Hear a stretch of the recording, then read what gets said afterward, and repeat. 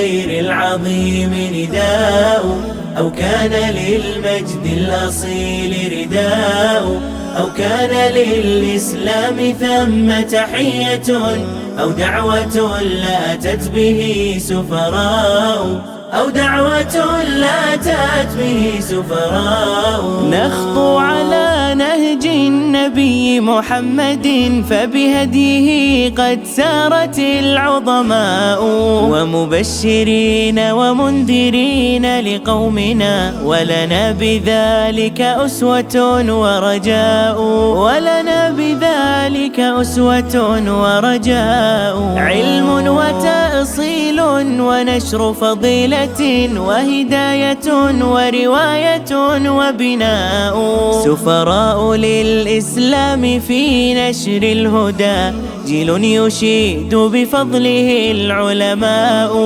جيل يشيد بفضله العلماء. لو كان للخير العظيم نداء، أو كان للمجد الأصيل رداء، أو كان للإسلام ثم تحية، أو دعوة لاتت به سفراء، أو دعوة لاتت به سفراء. علم وتأصيل ونشر فضيلة، وهداية